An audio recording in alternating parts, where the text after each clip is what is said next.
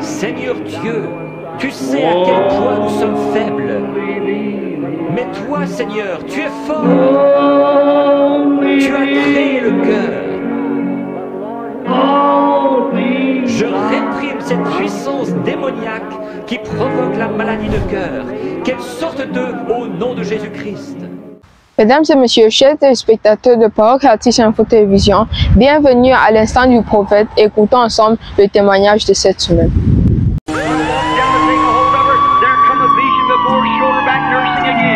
La première personne qui fut guérie du cancer par le prophète William Branham fut une femme du nom de Margie Morgan. C'est le premier miracle du cancer dans le ministère du prophète William Branham en 1946. Je suis allé à l'église et j'en ai parlé aux gens. C'était le dimanche soir. Et le mercredi soir, ils ont amené une femme là-bas, une des infirmières de la clinique Mayo. Elle se mourait du cancer. Elle n'était plus que l'ombre d'elle-même. Si vous voulez le savoir, le miracle du cancer de cette femme Margie Morgan est la chose qui va déclencher le premier pouls dans le ministère du prophète William Branham. Dès qu'il va toucher la main de Margie Morgan, qui était mourante du cancer, Branham va voir pour la toute première fois dans sa vie et dans son ministère que sa main va se mettre à vibrer selon ce que l'ange lui avait dit pour le cas de guérison des malades. Le ministère de guérison de Branham qui va secouer l'Amérique et le monde entier va se déclencher avec ces premiers cas de guérison des cancers de cette femme Margie Morgan. 1946, jusque-là, le prophète n'avait pas encore prié pour un seul cas du cancer dans son ministère. À cette époque, les autorités américaines ont réalisé qu'après la Deuxième Guerre mondiale, le cancer allait dévaster l'Amérique. Ils se sont rendus compte que la gravité du cancer était comparable à la Deuxième Guerre mondiale qu'ils venaient de vaincre par la bombe atomique.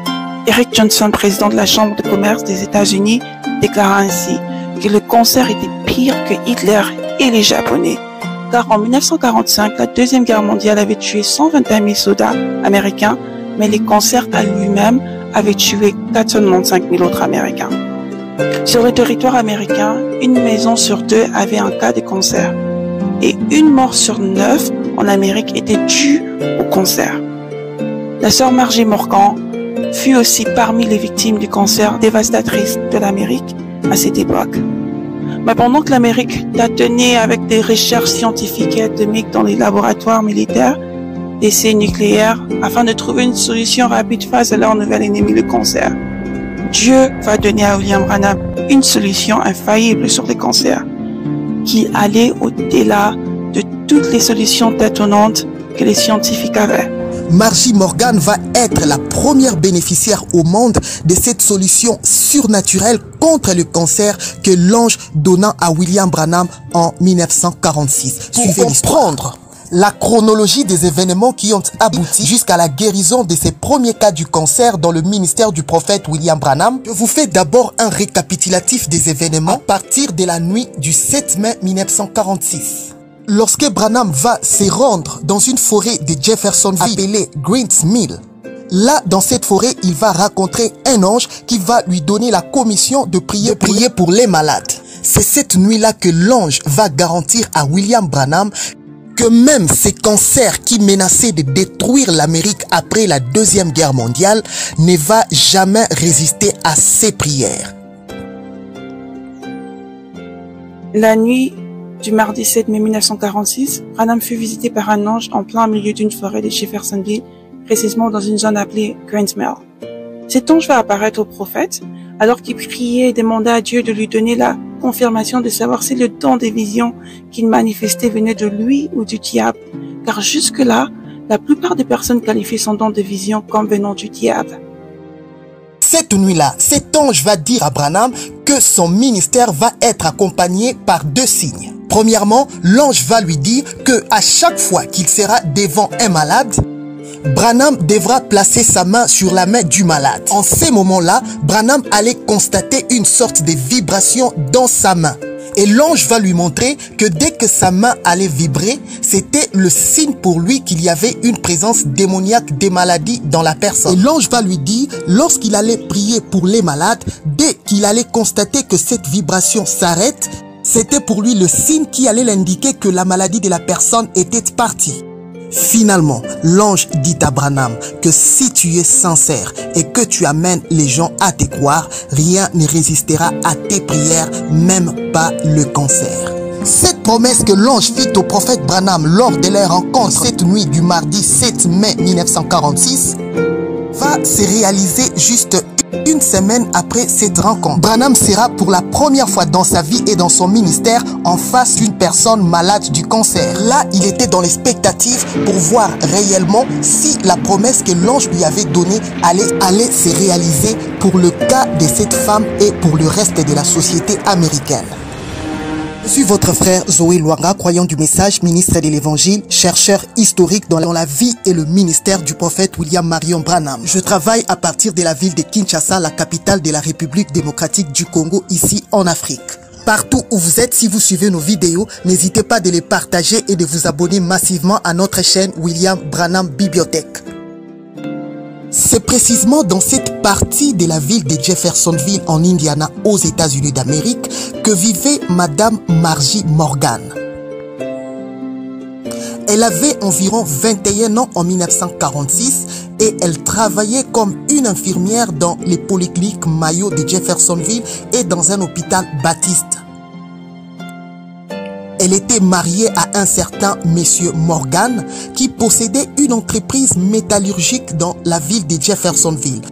Le couple vivait au 411 de l'avenue Knobloch de Jeffersonville. Sur cette image, on peut voir d'ailleurs la vue aérienne du 411 où le couple habitait, qui n'est pas du tout loin de là où habitait aussi le prophète William Branham en 1946. Margie Morgan développa une sorte de cancer horrible qui s'enroulait tout autour de ses intestins comme des racines, ne laissant pas facilement le passage de la nourriture dans ses intestins. Ainsi, les médecins n'étaient pas en mesure même de faire le lavement des déchets qui restaient dans ses intestins parce que tout devenait pourriture dans son ventre. Alors le médecin conclurent qu'il allait mourir d'un jour à l'autre. Margie Morgan va sombrer dans un état d'agonie, perdant petit à petit sa connaissance alors qu'il s'est rapproché de son dernier période, souffle. il y avait un jeune garçon chrétien et croyant du Branham Tabernacle qui travaillait dans la société métallurgique de M. Morgan. Ce garçon s'appelait Charlie McDowell. Il était un soudeur dans cette société de M. Morgan, le mari de la sœur Margie Morgan. Le dimanche de cette même semaine, le 12 mai 1946, Branham va raconter pour la première fois à son assemblée la rencontre qu'il avait eue avec l'ange le mardi 7 mai. Et comment cet ange lui avait dit que rien ne résisterait à sa prière. Le lendemain, le lundi 13 mai 1946, Charlie McDowell va connaître un accident sur son lieu de travail lorsqu'il était en train de souder. Les étincelles vont brûler ses yeux. Les étincelles de soudure vont légèrement brûler ses yeux, bien que ce n'était pas si grave, mais les médecins vont quand même lui dire qu'il ne sera pas en mesure de voir pour à peu près 10 jours. Il était hors de question pour Charlie McDowell d'accepter de rester 10 jours dans un état d'aveuglement temporaire tel que le médecin lui avait dit à cause de son accident des yeux. Alors qu'un jour avant son accident, il avait écouté le prophète Branham à l'église leur dire que l'ange qu'il avait visité le mardi lui avait dit que si il amenait les gens à le croire, rien ne résistera à ses prières, même pas le cancer. Charlie McDowell réalisa que le cas de ses yeux n'était rien par rapport au cancer qui ne pouvait pas résister à une prière de William Branham selon ce que l'ange lui avait dit. Il s'était donc décidé d'aller voir le prophète William Branham et le prophète pria pour lui. Sur le champ, son aveuglement s'arrêta et il reprit son travail le lendemain. Monsieur Morgan, le mari de Margie Morgan, celle qui mourait du cancer à l'hôpital, va être stupéfait de voir son travailleur Charlie McDowell reprendre le travail ce mercredi-là, en bonne santé, alors qu'il était supposé rester 10 jours à la maison pour son aveuglement temporaire dû à l'accident qu'il venait d'avoir le lundi. Monsieur Morgan va donc se décider d'amener sa femme Margie Morgan ce même mercredi soir 15 mai 1946 au Branham Tabernacle pour que le prophète puisse prier pour elle.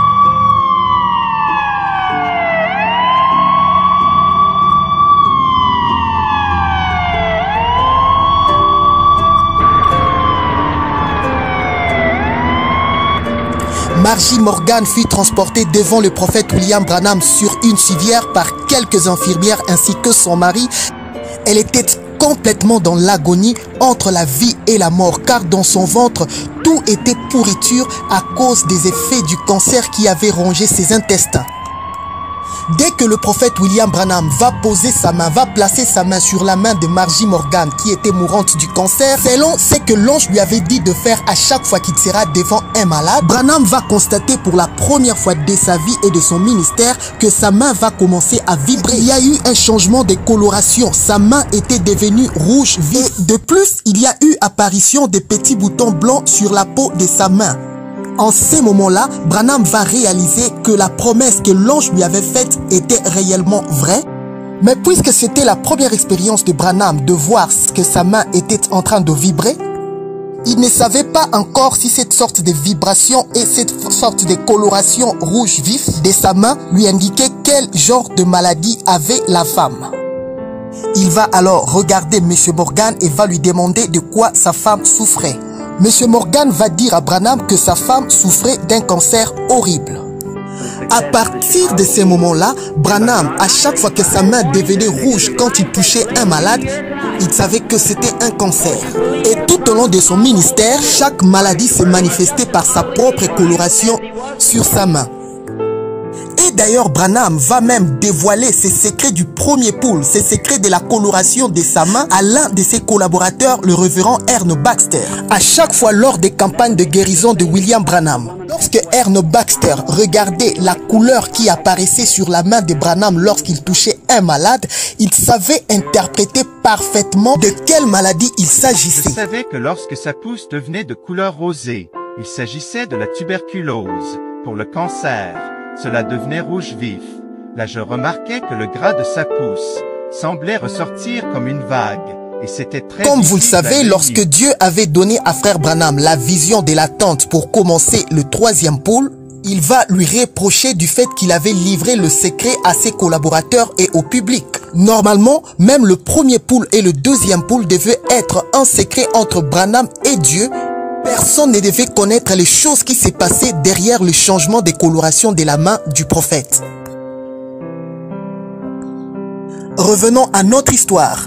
Après que M. Morgan dit au prophète que sa femme souffrait du cancer, ce qui était resté pour le prophète était l'accomplissement de la dernière parole de l'ange. Si tu es sincère et que tu amènes les gens à te croire, rien ne résistera à ta prière, même pas le cancer. Branham va prier pour Margie Morgan et au même moment, il reçoit une vision d'elle. Une vision est apparue qui la montrait de retour au travail comme infirmière. Elle est sur la liste à Louisville comme morte depuis des années quand je suis. Et voilà qu'elle est infirmière là-bas à Jeffersonville. Elle y est infirmière depuis des années. Branham va sentir les vibrations de sa main s'arrêter. Il va prononcer l'ainsi dit le Seigneur que Margie Morgan était guérie. Il va dire à M. Morgan, je vis votre femme en vision complètement guérie. Je l'ai vu de nouveau travailler comme une infirmière dans un hôpital. M. Morgan crut à ce que Branham lui dit, malgré que sur les champs, sa femme était toujours couchée sur la civière. Elle fut ramenée à l'hôpital car elle fut accompagnée aussi par les infirmières. Le samedi 18 mai 1946, Margie Morgan, complètement guérie, va se lever de son lit, va commencer à faire le tour de l'hôpital en insistant aux médecins qu'on puisse la libérer, qu'elle rentre chez elle à la maison. Son cancer n'avait pas résisté à la prière de William Branham selon la promesse que l'ange avait faite à son prophète. À cet instant, une seule prière du prophète William Branham peut accorder la guérison à n'importe quelle maladie à partir de ton téléphone si tu crois. La distance ne change rien pour Dieu.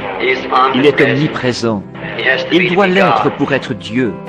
Certaines des plus grandes choses que je sache qui ont été accomplies dans mon humble ministère à moi, c'est par le téléphone ou quelqu'un qui appelait. Des grandes choses se sont produites. Accordons-nous pour demander à Dieu de guérir ces gens qui sont malades. Bien-aimé Père Céleste, nous les amenons dans ta présence par la prière. Nous savons qu'un soir, il y avait un apôtre qui avait été coupé de toute activité. Il était dans une prison et il allait être décapité le lendemain. Là-bas, dans la maison de Jean-Marc, ils ont eu une réunion de prière. Et au fond de ces cachots est descendue cette même colonne de feu qui suivait les enfants d'Israël, ou que les enfants d'Israël suivaient à travers le désert. Elle est entrée là à cause de cette réunion de prière.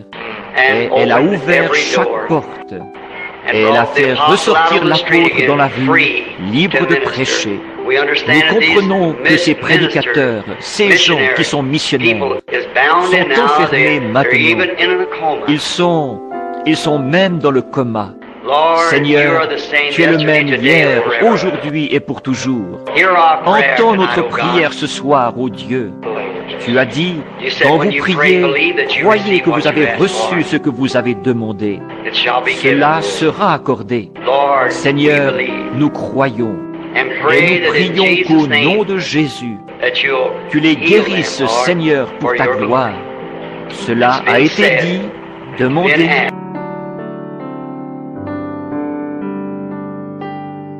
Si le cancer de Margie Morgan n'avait pas résisté à la prière de William Branham, n'importe quelle situation que tu traverses en ces moments ne peut résister à cette prière du prophète William Branham que tu vas suivre. Je te prie de guérir chaque personne dans ce bâtiment. Maintenant, en tant que ton serviteur, en compagnie de ses autres serviteurs, je maudis toute maladie en ce lieu. Puisse Jésus-Christ, le Fils de Dieu, guérir chacun ici. Satan, quitte ces gens au nom de Jésus-Christ. Que les gens qui ont les mains levées disent « Loué soit Dieu ». Voulez-vous aussi expérimenter votre guérison? Écoutons ensemble un extrait de la bande du prophète William Marion Branham. May men and women tonight catch the vision, understand what God's program is for this last day. Reverently, Lord, upon the basis of Thy Word and Thy Holy Spirit, we are so glad that we know where our birth comes from. Respectueusement, Seigneur, en nous fondant sur ta parole et sur ton Saint-Esprit, nous sommes si heureux de connaître la provenance de notre naissance. We are glad that we were born not of the will of man nor the will of flesh, but of the will of God. Nous sommes heureux d'être nés, non de la volonté de l'homme, ni de la volonté de la chair, mais de la volonté de Dieu. And we pray today, Father, that these who are now asking for pardoning grace, that your Spirit will do that work, Lord. Et nous prions aujourd'hui, Père, pour ceux qui demandent maintenant la grâce de ton pardon, que ton esprit fasse l'œuvre, Seigneur. There's no way for me to do it. I'm just a man, another son of Kish. Il n'y a aucun moyen pour moi de le faire. Je suis seulement un homme, un autre fils de Kis. But we need you, the Holy Spirit. Mais nous avons besoin de toi, le Saint-Esprit. God, let me be a Samuel, one who tells the truth of the word. Ô Dieu, que je sois comme Samuel, quelqu'un qui annonce la vérité de la parole. And you have vindicated it so far. And I believe that you will continue as long as I stay true to you. Et jusqu'ici tu as confirmé qu'il en était ainsi. Et je crois que tu continueras à le faire tant que je te resterai fidèle. May they all now receive eternal life, Father. Puissent-ils tous recevoir la vie éternelle maintenant, Père. May this day never depart from them. Puis ce jour être ineffaçable pour eux. In the hour when they come to leave this world, may this what I have just said to them open to a reality. Et quand viendra leur heure de quitter ce monde, puisse ce que je viens de leur dire ici devenir une réalité. And as we sit here mortal today, looking at our watch, thinking of our dinner, of work tomorrow, of the cares and toils of life, they'll not be then. Nous sommes assis ici en tant que mortels aujourd'hui, à regarder notre montre, à penser à notre dîner, au travail de demain, aux soucis et aux labeurs de cette vie. Mais il n'y en aura plus à ce moment-là. They'll all fade away. Tout cela disparaîtra. There will be no cares. one great joy of eternity. Il n'y aura plus de soucis, mais une grande joie pour l'éternité. Give them that type of life, Father, everyone. Donne-leur ce genre de vie-là, Père, à tous. And may I ask you this, Father, that every person that's here this morning that's heard me say this vision, may I meet every one of them on the other side. Et que, voici ce que je te demande, Père, c'est que chaque personne qui est ici ce matin, qui m'a entendu raconter cette vision, que je puisse rencontrer chacune de l'autre côté. Though there may be men here that would disagree with me, and women too. But Father, never let that stand in our way. Bien qu'il y ait peut-être des hommes ici qui ne soient pas d'accord avec moi, et des femmes aussi, mais Père, que cela ne nous fasse jamais obstacle. May we meet them over there, and they run too, and we grab each other screaming, our precious brother. Puissions-nous les rencontrer là-bas, alors qu'ils courront, eux aussi, et que nous nous étreindrons criant, notre précieux frère. Let it be like it was shown there, Lord, to everyone. Que cela se passe tel que montré là, Seigneur, pour chacun. All that I loved and all that love me. Tous ceux que j'ai aimés et tous ceux qui m'ont aimé. I pray that it'll be that way, Lord, and I love them all. Je prie qu'il en soit ainsi, Seigneur, et je les aime tous. Let them appear, Father. Qu'ils soient présents, Père. I offer them eternal life now. May they do their part to accept it. For I asked it in Jesus' name. Amen. Je leur offre maintenant la vie éternelle. Puissent-ils faire leur part afin de l'accepter? Car je le demande au nom de Jésus. Amen. Ça a été un réel plaisir. Retrouvons-nous dans 2 semaines, Dieu voulant, et que Dieu vous bénisse.